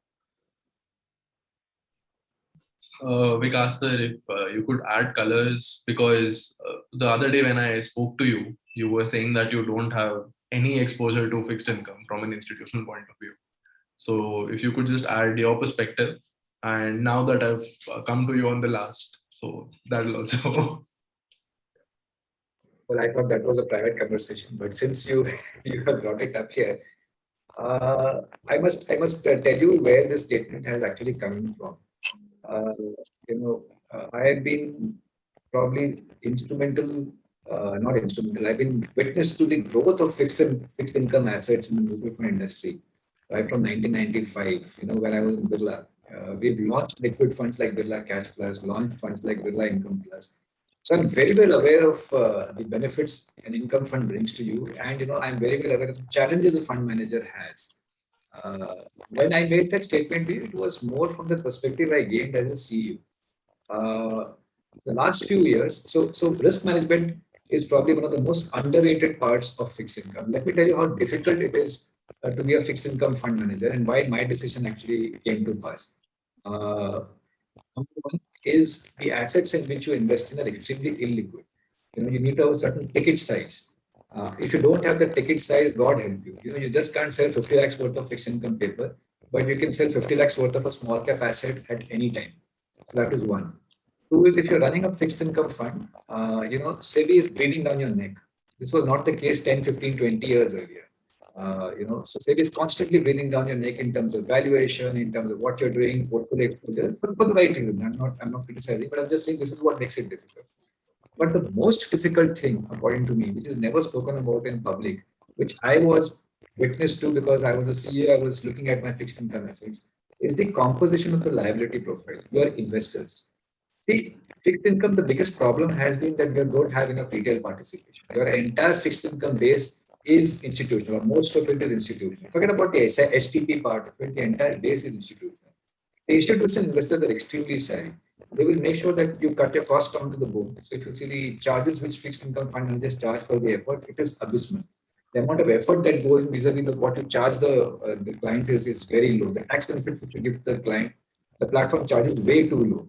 But the risk is that SEBI today allows you 2025. That is the rule. I don't know whether it's changed, Abhishek. Please correct me if I'm wrong. Which means that at any given point of time, if you are as an investor less than 25% of your assets, am I right, Abhishek? 25 to 20%. One investor cannot exceed more than 25%, right? Yeah. So you can get 24.99 and you will never be questioned as part of your asset. So think about it. If you're running, say, a 10,000 crore portfolio, okay, 2,499 crores can be invested by one single individual investor in this portfolio. And the other 7,500 crores worth of assets the investor may or may not even know about. That's fine. It's as per SEBI guidelines, it's fine. But what happens if that investor puts in a redemption request? All hell will break loose. And that used to give me palpitations. When I used to look at the investor profile, and I used to discuss it at the AMFI board also, and I realized this is the case everywhere. Now you have a very volatile combination here. You have an institutional investor who's breathing down your neck for returns. So you're bound to go down the curve in terms of credit quality at some stage. Even if you're managing duration, then duration cannot really give you that sort of return. Second thing is you've got an investor base which is highly skewed in favor of one or two big investors. And third is you've got an asset which is highly illiquid. Why would I want to put my money in an asset class like this when at that point of time I had other options available? There were REITs, in rates. I'm not saying that they're not illiquid, they're also fairly illiquid, but I know what I'm getting into. In fact, bank fixed deposits at one point of time went up and gave very, very good returns to investors. So, and I think in hindsight, my reading was right. If you've seen the crisis which has hit the fixed income markets, and thankfully Kotak has not been one of them. Kotak, I think, has been one of the market leaders. I've been watching Kotak. Kotak, actually, I don't know whether you know, Kotak has developed the fixed income segment in a big way in this country. Sandesh Kirkir, under its leadership, launched the first GSEC fund and all that. So it's not fund specific, it's an asset class specific. Having said that, I'm seriously looking at now starting to invest back in debt, not because the rules of the game have changed, but because there is a credit upcycle which is now starting to come in. I'm seeing that the downside risk is much lower than what it used to be earlier. So I might just come back into fixed income. So my comment when I made to you that I'm out of fixed income was basically from that point of view. It is often said that halwai apni banai mithai khud nahi khata hai, right? So I've seen this from such close quarters. It just intuitively I said, let me just step out for some time till the time I can think rationally and come back. It's a part of asset allocation. I have my money in debt. It may not be mutual fund debt, but I have my money in debt. But it's just that I was a little paranoid about what it is. It is not the same situation right now. When I hear people like Abhishek talking, and I've heard a lot of fixed income guys talking, it is giving me the confidence back again that fixed income is coming, it's making a comeback in sort. It's still underrated. People still don't talk about fixed income. Now you're talking about real estate. Still won't talk about fixed income. The fixed income mutual fund is like a wicket keeper. As long as you keep holding the catches and you keep stopping the ball, that's your job here. Big deal. But you just miss one, and then the whole wicket-keeping community starts getting castigated, for being not training hard enough or whatever. So my sympathies are with you, Abhishek, but I thought I'll be very candid in terms of why I made that statement. Correct. This was from a casual perspective only. It's not that I'm quoting you. I was serious when I said that. No, so I the hope other it helps, person was yeah. saying like keep it casual, so I was trying to do that. No problem. But I hope this perspective helps. When you see it from the outside, this is such a big, glamorous industry in mutual funds. But the grind which goes behind it, I think the mutual fund industry is the most regulated industry in the country today. It's crazy, but it is also because it's a very retail product. I think if there were no regulations, the retail investor would be suffering. So I think that is one of the reasons why it is. What do you understand? Fair point, sir. Thanks a lot, and thank you for taking the question. Anil sir, if you could just add some perspective on the passive mutual funds and passive income that you're managing from a institutional point of view, and how do retail investors look at it? And we'll close this particular question post that. Sure. I'll connect back the dots from what Vikas and Abhishek mentioned. Earlier in my career, I have also been involved in the bond markets. I was a credit research analyst earlier in my career. So I can exactly relate to what discussion was done right now. I feel very strongly that in some context, credit and fixed income forms a very core fundamental aspect of whatever we do, not just investing, but many things in real life as well. Try to give even 5,000 rupees to a friend of yours, and then you just see how she or he reacts in future if there is some kind of a change in relationship or change in situation. Or other way around, that was on the lighter side. Let's look at actual numbers and actual reading content. And one more book suggestion over here, very classic book for anybody in the world of investing in your audience right now. Maybe all of you must have read it, but it's a classic book, orange or red color, The Intelligent Investor, right? Everybody familiar with it? Right? By Ben Graham. Classic investing, value investing, core, like the Bhagavad Gita for anybody who is doing value investing or who is investor into equity markets, right? Everybody with me? Everybody agrees? And I hope many of you have not slept through. I have seen 187 participants. No need to, of course, unmute. Just press the like button or smiley button or some kind of emoticon, so I know everybody is awake and at least listening to it, right? So the Intelligent Investor, so-called Bhagavad Gita of equity investor. Yes or no, right? Just put a click. But if you have actually read this book, there are references to debt and credit in a large number. I forgot the exact number, but I had a count and had posted about it on LinkedIn a couple of years back. Of like maybe some 2,000-3,000 places where there is a reference to debt, credit, evaluation of risk from credit perspective, while talking about core allocation of equity, right? I mean, core analysis of equity. So what I feel is that there is a very crucial, very important part of the investing world. Now, connecting the aspect of why fixed income is important for anybody and simple form of fixed income and good within asset allocation, I would like to carry it on further that within asset allocation, okay, let's say as an investor, you have first classified the core elements of your asset allocation: equity, fixed income, commodities, some part of so-called illiquid names like real estate. After that, how do you go about doing that? Like, what type of assets you use to gain that asset allocation? For that, one particular simple form to get started with could be passive funds like index funds or ETFs. It could be across the various asset classes. But in India right now, most popular asset classes for which we have ETFs and index funds is equities. Similar is a trend world over, though there are, of course, ETFs running also on fixed income, also on commodities. In some global markets, you will find ETFs even on real estate or REITs, even on Bitcoin. Now we have an ETF available. Some kind of a thinking to do about it. But for an investor or structurally for anybody who is trying to get a good asset allocation, I feel the first easy and important way to get started could be with passive funds. What we mean by passive funds, or what we call as index funds or ETFs, is something which is trying to give you risk and returns in line with the broad underlying index that you are mirroring. So let's say in context of Indian assets or in terms of Indian economy, if you are an active manager, you are putting in your core element of research and judgment of the analyst or fund manager and trying to buy or not buy some stocks or some sectors and try to beat the market or outperform the broader index. But passive investors don't want to worry about that. They just want to meet the market. They want that asset allocation, remember. So they just want that much component of their wealth to be parked in equity and generate to you returns similar to equity.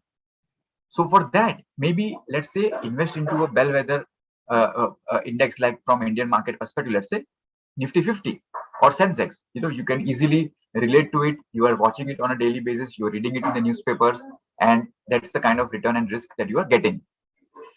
So if we look at somebody who is focused on his or her job, which is completely irrelevant from capital markets or finance that you and I are today involved with, how are they going to understand that what's happening in global markets, what are the cycles, what sectors are doing good, how hence your fund perform? It's very challenging, right? Very early on in my career, I was suddenly put in front of a large group of people. I was visiting one particular factory very close to Visakhapatnam.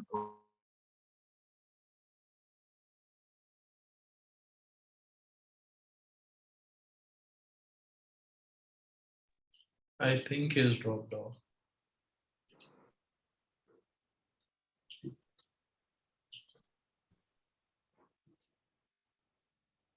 Yes, the line has been dropped. Yeah, I think so. I think if you permit, I can just probably build a thread on ETFs, which you're talking about. Sure, sir, sure. And it's quite rich coming from an absolute active fund manager. But this is something which I realized that most people don't look at passive investments. Even, if you talk about the last, I think my committee in AMFI was the first committee which actually created an ETF white paper. This was 6-7 years ago. Okay. So you can imagine that till then there was, even today, people don't realize ETF is a broking product on the mutual fund platform. So the dynamics of an ETF are far different than mutual fund product. Anil, I was just filling in for yeah, you. my line went off. Yeah, I heard you, Vikas. Yeah. Yes, of course, I remember. In fact, in that AMFI committee, you had first inducted me a couple of years back. I remember that. Correct, 2014. correct. Yeah. So I'm just building a case for you to take it forward. Anil, if I can just finish what I was saying. Basically, yes, please. I think, for youngsters, this is something which you should listen very carefully to, Anil, because ETFs today are at the same position or maybe similar position which mutual funds were in 95, 96. Mutual funds had taken their run since 1964, 1963, UTI, Morgan Stanley, but it actually started taking off in 95, 96. Typically, ETFs start gaining momentum when there is institutional participation. They've been in the country for 12 to 13 years. Okay, and this is exactly what has happened. The first ETF came into this country, I think, in 2001, Anil, if I'm not mistaken, benchmark. Yeah. And now, the last few years, you're seeing a lot of institutional participation coming in, provident funds, companies, etc.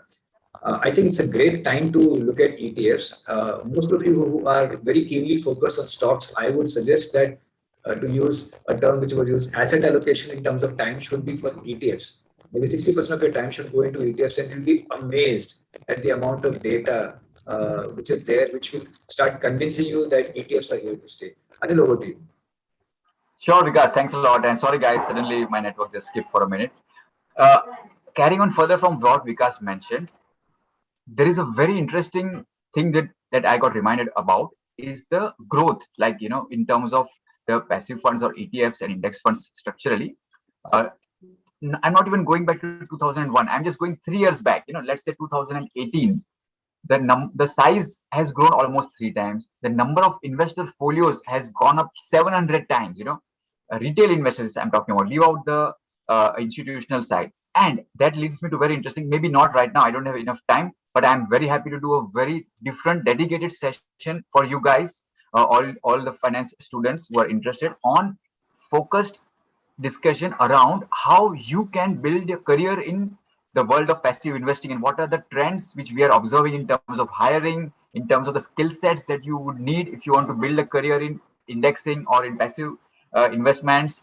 So, one is that, okay, fine, we are talking about today savings and investing.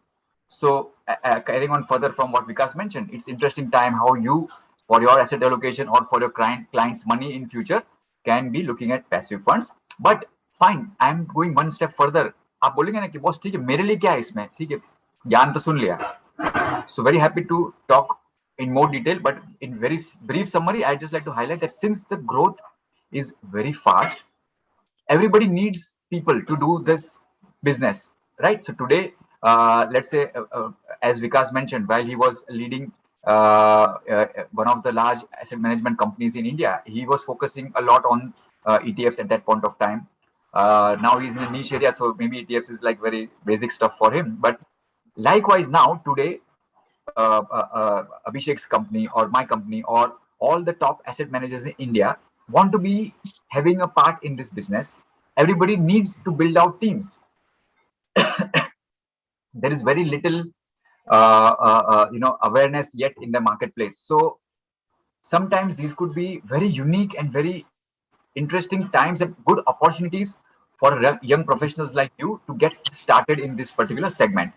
So there are various angles which you need to enhance your learning. The core principles of investing always remain same in terms of what are the drivers of risk and returns. But you need to go into the further detail and slice out the risk and return drivers into different factors like growth, momentum, value, volatility, and then try to see how the mix and match of that can be bundled up and create rule-based funds or rule-based strategies which can be packaged as ETFs and managed for a large professional setup.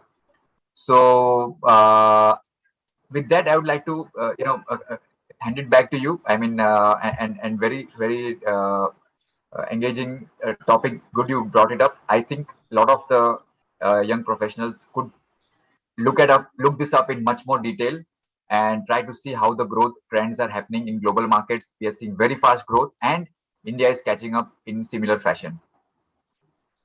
Thanks a lot, Anil sir, for adding the perspective. And I would actually recommend the Finance Club and Patel as well to hold a separate session on this, because it's a growing market, and going forward there would be a lot of opportunities per se. So I think Anil sir would be able to add a lot of value if given a separate session.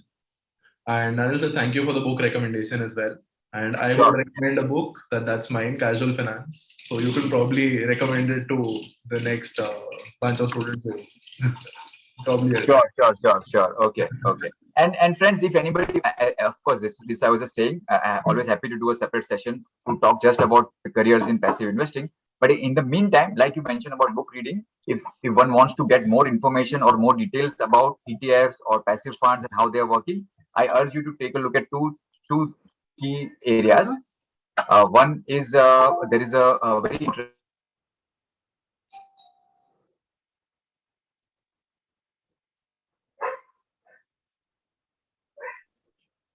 I think he has dropped off again. I just wanted to add one small point. Yes, sure. See, on the topic, as the fintech is a buzzword today, and if you look at the data, India is one of the leading in terms of transaction through this apps, Google Pay or Phone Pay or whatever UPI transaction. We are growing at very fast pace, and the acceptability has gone down the order from the vegetable vendors to auto rickshaws to 5 rupee, 10 rupee transaction to everywhere across the country, and I'm sure it has gone down last mile. So in a way, if we equate it in terms of financial inclusion, we are connected through this route. Okay, and the technology has helped us. It's a blessing in disguise. It was a forced way, and I think this is one of the outcomes of the pandemic, that everybody had this electronic medium would not have been there, probably would have been collapsed in terms of economic activity. Economic activity went up, kept on moving despite we were physically sitting at homes, right? So what I'm trying to say is that the amount of money infused in the economy just to oil the economy in terms of keep the economy moving is today grown to around 30 lakh crore, which is good enough to support the economy at 5 trillion also. If because most of the transactions are happening on the fintech applications rather than actual physical money. So physical money which chokes the economy in terms of investments, in terms of savings, etc. There are multiple levels in terms of taxes, etc. Now we can think of bringing this down, or if we cannot bring this down, we can keep it constant at our next 5-year level. Because now no one needs it. People are using physical UPI payments, and now force them to use it so that you know where the spending is happening, and the data is the oil today. When data is key today, you know what is happening, and modeling is helping you develop so many fantastic application in terms of credit assessment and loanability, and make it expensive for people to run away from the financial system. You are making it easy, therefore they are running away. You make it difficult, then we are happily willing to be a part of the system, because no one complained. No one came and say, no, it is difficult to use Google Pay, etc. Despite frauds happening, let's keep that part. But 99% people are fine. People are using it, and it is a fantastic thing. And this will help us grow in the next level. So, kind of a way demonetize it, and probably the world is going to get demonetized because of cryptos and DeFi's, right? So, when something what is a bad word today, now probably it will be seen in the developed world. And with Meta coming in, it becomes all the more important. So exactly. So this is the way we have to move. We have to accept it. The DeFi is coming in just because we have to give it a better word, but at the end of the day, it is demon. Nothing else is that. Correct. Makes sense.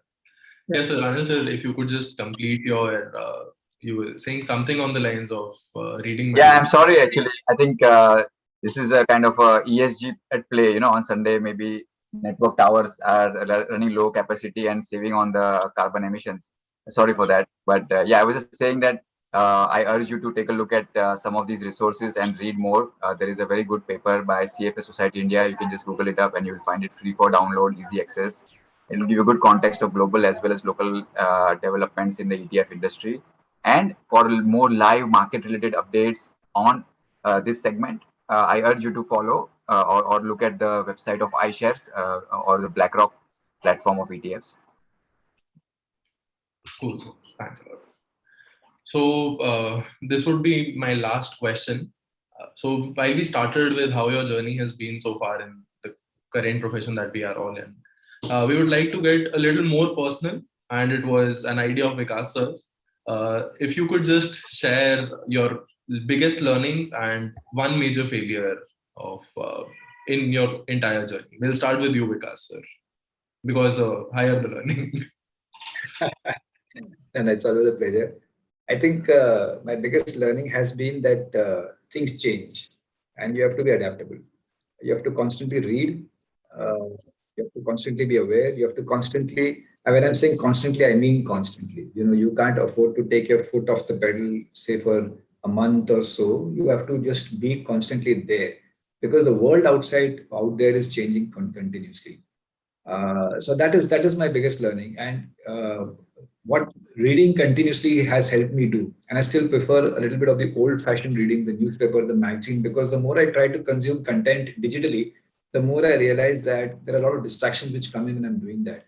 There'll be a notification which will pull me somewhere else. There'll be an email which will come in. I get very distracted, and I can't afford to be distracted when I'm reading. So I still feel I prefer the old-fashioned way. See, there have been lots of failures, lots and lots and lots of failures going around. And I really don't know what I can say is the biggest failure. I mean, I don't even know where to start. I think every time when I think I'm sorted in life and, things can only get better, something just comes and hits me in the face, something which I've ignored somewhere.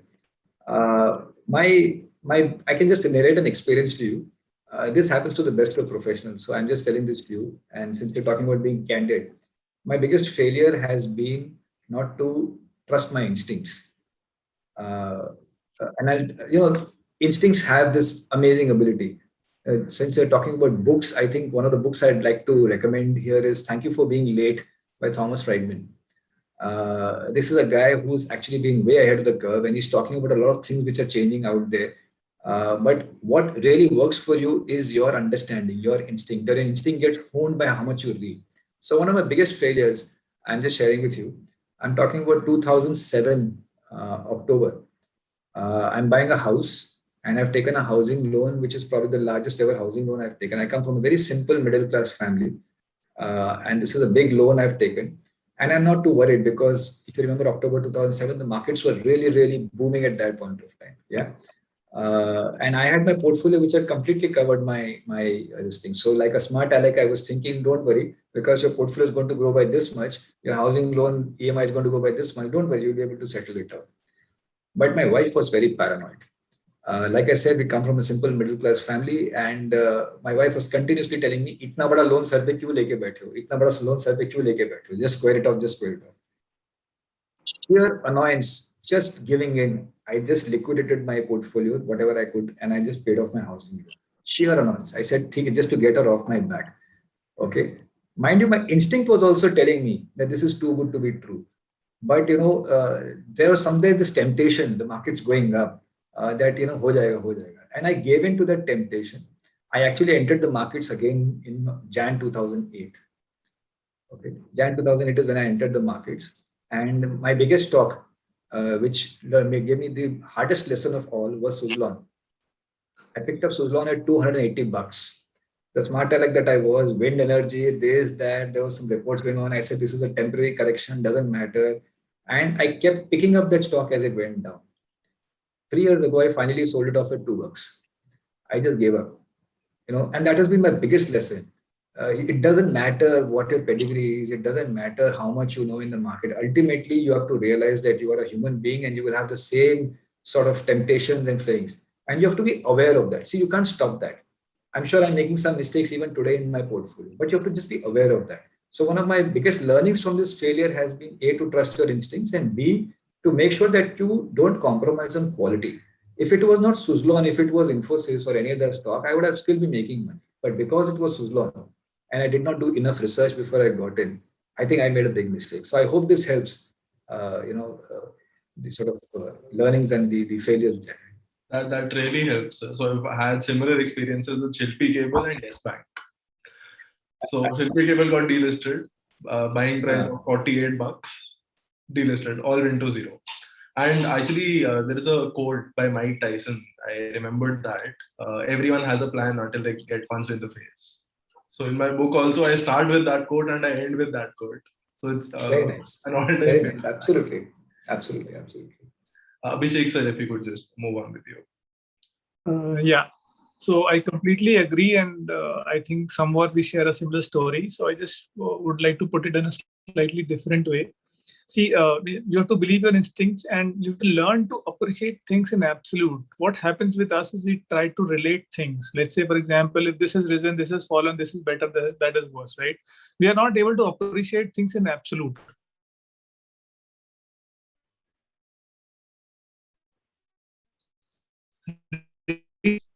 Forces us to do something. It's falling. So it'll keep falling. It is fallen a lot. Let me take a lot. Let me take a call. You're not able to do that. You always be forced to do something which you don't. And accept it. It's okay. You can go wrong. Accept you're wrong or right. You have to learn to accept. Unless until you accept it, it is wrong or right, you cannot move next step. So not in a same name, but the names are different, but the point is same. We kept on justifying ourselves, no, it is right, and kept on acting on the same route. You have to change it and you have to accept it. No, it is wrong, it is wrong. You have to change it. And as I started with the same thing, that what is the definition of wrong? It probably is going down, so it is wrong, and it is going up is right. And in this case, it doesn't qualify the same, but often happens with people. People will sell the wrong stock and why keep adding the wrong ones? Or just because it is falling, you'll keep adding, and just because it is rising, you keep selling it. And eventually, on a longer picture, you'll find that it is good for nothing. And eventually, everybody will have their own experiences. Instead, it is available freely in the market. You can easily find these experiences and follow these experiences rather than experiencing yourself. That has been the greatest learning. And once I started accepting things and moving on with it, probably things were much sorted. And one more advice to people. I started my running career at very late stage, which I want to do, which is one of the best thing which you can do to yourself. If you stay fit for life, I think it will be much more than probably the savings or investing or wealth generation you can do. Even if you generate wealth, if you're not healthy or fit, you cannot use that wealth. So when there are multiple things, I cannot even count that. So at this stage, if you start, it is, I think, one of the best thing you can do it for yourself. And I highly recommend that. Don't overdo it. Do it in a moderate fashion. But yes, it is a must. It is a need of the hour, irrespective of your schedule. You can always find time. If Winston Churchill could find time for his hobbies, you can also do. So, and there's nothing wrong, 10 minutes, 20 minutes, 30 minutes, whatever, but you must do it. That has been my learning, and I started late, but I'm very happy that I started. That's really fantastic, sir. So before moving to Anil, sir, to add to Abhishek sir's point, there are 3 theories that I follow in the market, and these are the golden words that I found somewhere. One is the falling knife theory. Like, you should never buy a stock which is actually like a falling knife. Second is the cockroach theory. If there is one CG issue, that there might be multiple CG issues, never touch that company. And third is the greater fools theory. So at any given point, there would be a bigger fool than you who would be there to buy it. But there is a very highly likely probability that you might be the biggest fool out of them. So just be cautious on that. Anil sir, if you could just move Very ahead. nice. For me, the best learning, and I'll connect it from today's discussion, is that always listen to your spouse. Always. That's key. Otherwise, nobody would have been ever able to do such a wonderful investment reallocation like 2007, selling a large component of your equity shares and coming on to cash or real estate. So it's a wonderful learning for me. But talking about more interesting learnings from finance and professional aspect, which I have felt I can relate to this current age and stage of most of the participants. Otherwise, there are many learnings in life, as Vikas mentioned. One of the things which I would like to share is that earlier on in my career, as I said, this was, let's say, sometime during 98, 99, there were many opportunities which were coming up to undertake some opportunities or some jobs in the global markets. At that point of time, let's say London or New York or in Asia Pacific, Singapore was a very large hub where a lot of financial work was happening in a much more bigger scale. They were developed markets, structurally as compared to India. I had a very different opinion that it's similar principle that I mentioned earlier. Always good to grow with a growing industry. Likewise, I said always good to grow with a growing country or growing capital market rather than going to a developed nation. I think it will be more useful for me to be in India and grow with the evolution of our capital markets. Well, of course, I mean, in many ways, I find it very fulfilling that I did that, and I was able to contribute to many of the developmental aspects of the capital markets and professional world. But on some layer of hindsight, at some point of time, one can also feel that if one is getting an opportunity to experience some other markets, it acts as a good diversity or a good diversification in your learnings. Maybe you can take a call that, okay, I will have a very specific focused attention maybe for 2 years, 3 years, or maybe XYZ period, and then I'll come back, or I'll gain this particular experience and then I'll come back. So I realized it much later in my career when sometime during 2009-10, I was sent for a short-term global assignment as a secondment to one of our offices in some other part of the world. And the learnings that I got from there in that short-term assignment made me feel a little bit, upset that maybe if I would have done this in a much more structured manner for a slightly longer period of time, not just 6 months or like a short short-term assignment like this, then maybe it could have added much more layer of diversity in my experience, in my way of doing business, or in my way of thinking about whichever part of the world I'm operating in. So that's one thing as young professionals, maybe I would like you to think through. I know there are many decisions which anyways one has to juggle with at this current stage of your professional life, in terms of which industry segment, in terms of what will be your area of expertise and interest, and within that geographical areas or country areas. So it's very challenging, but I'm just sharing this as one of my experience and learning relevant to your current stage of professional journey. Anil, I think this is such an important point you mentioned. I'm glad that you mentioned that. One of the ways I think all of us can actually keep in touch with what is happening globally, is to not just read Business Today, but also read Business Week. The media which we consume, the information which we consume is so India centric, and we tend to believe that India is the center of the world. But Anil, thank you so much for bringing that point out. It is actually not. And we need to know a lot more about what is happening. A snapshot, a weekly snapshot in a magazine like Business Week or Economist, I think would be amazing. So I think that's a very valid point. Yeah. Thanks. That's actually great, sir. Thanks a lot. So we can probably move ahead with the questions. I have some questions in the chat box. I think all of us can read it probably. So I'll just go with the first question. What is your opinion on the government's decision to tax long-term capital gains on proceeds above $1 lakh? As the same was untaxed till a few years ago, do you think this sends mixed signals and is counterproductive in respect of channeling retail investors towards equity? I think Anil, you should take that. You're the chartered accountant, you're the CFA. I think you should take that.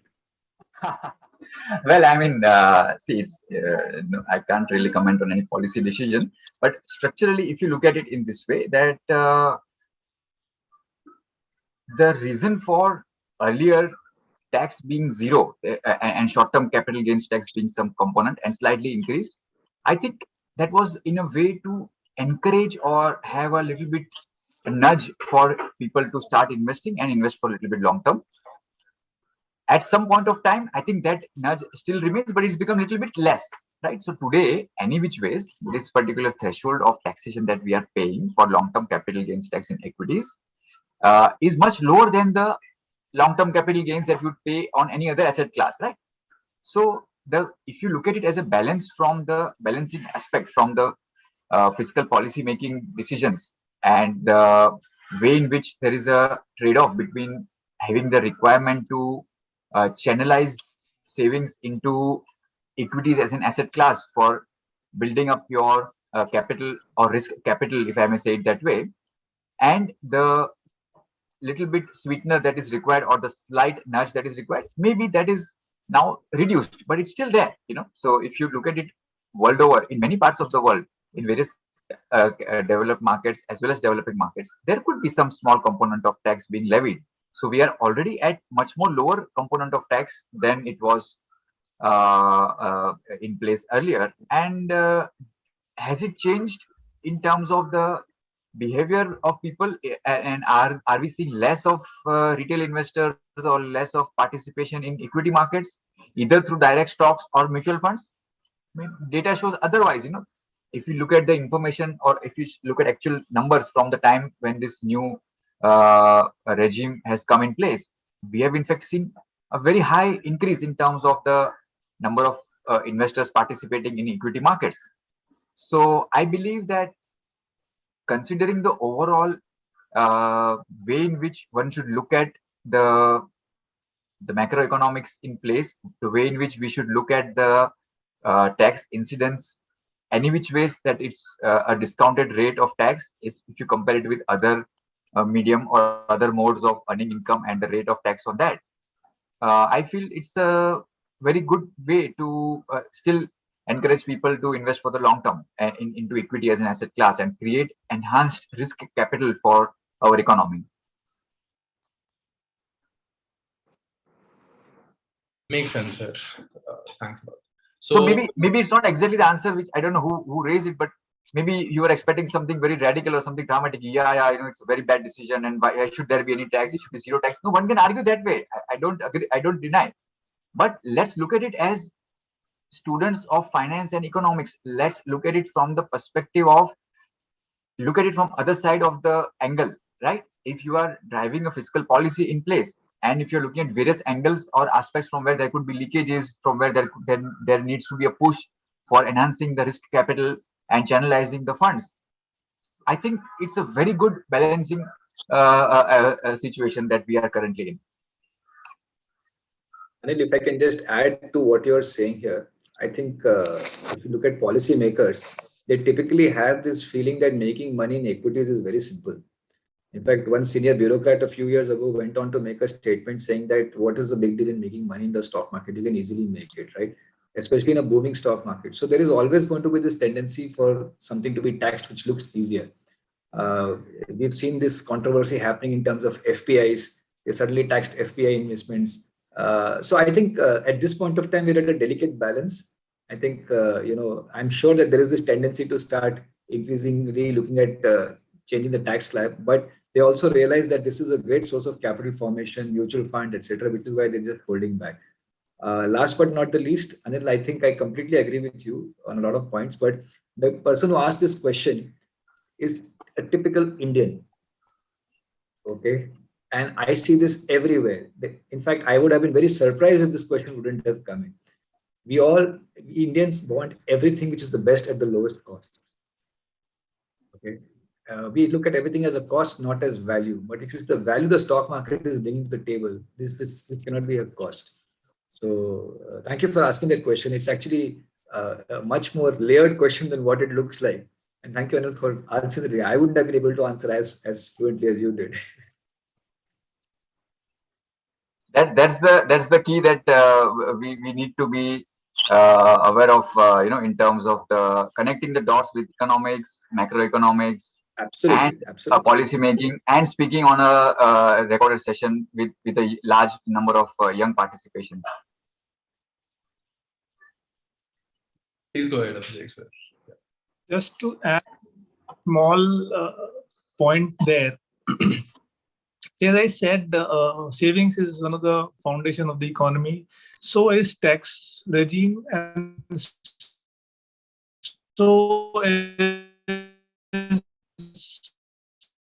inflation.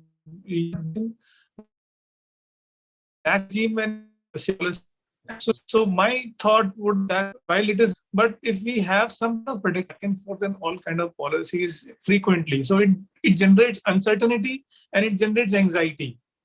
So do whatever you want, but if you have some kind of plan for fight, just fix with it. Take time, decide, and act upon it and stand on it. Just doing back and forth, either in FPI taxation or retail taxation or PF taxation or this back and forth paints a very shoddy picture in an economy like India, where we are just standing on the springboard and need to jump very high.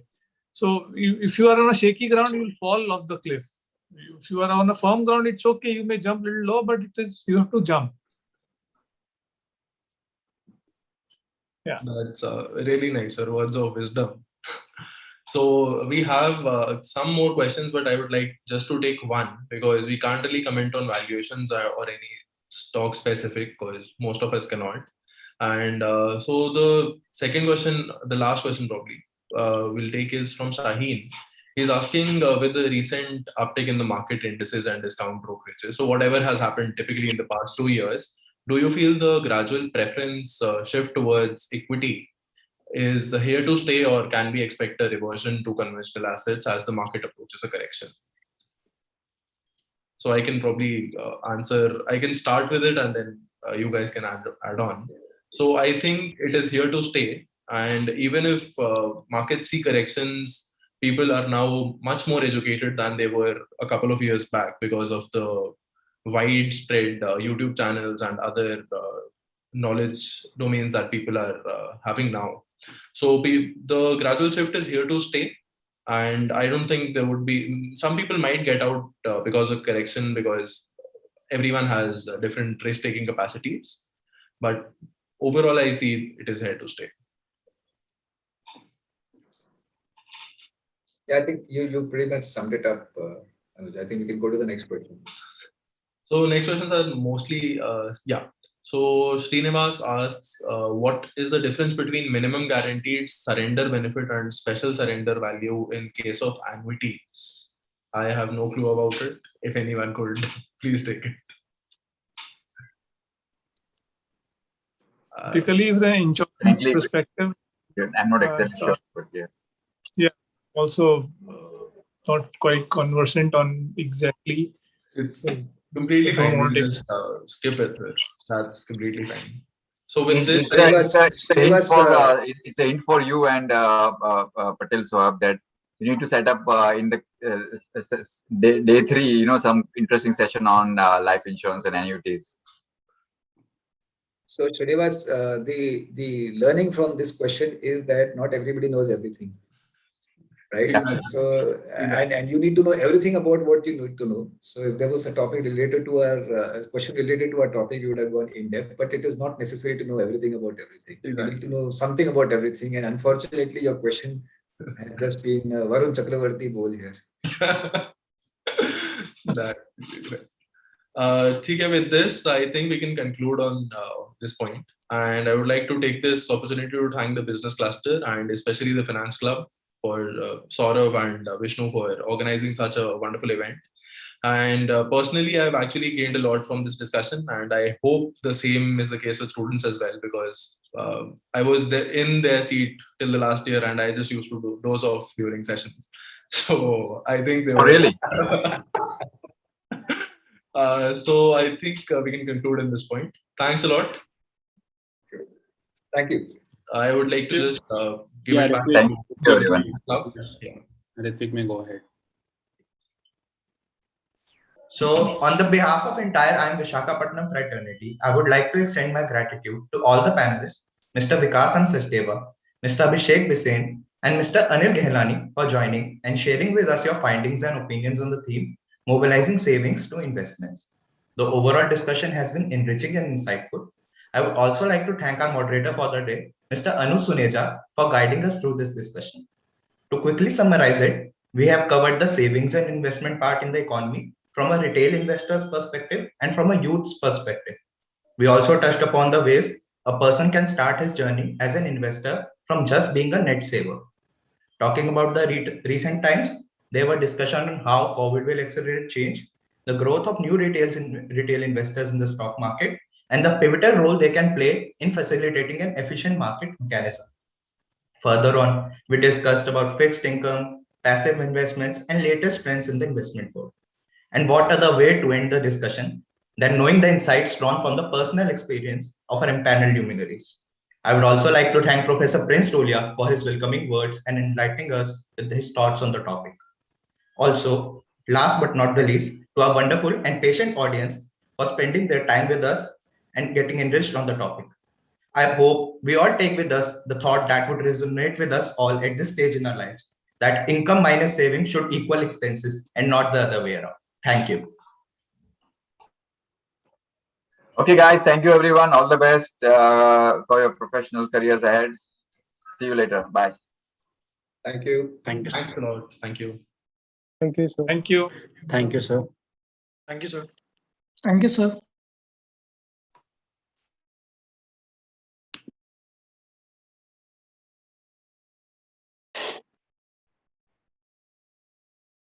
Varun, you can end this call. Patel, Urja is the host. I will end the call. Thank you, guys. Thank you for joining.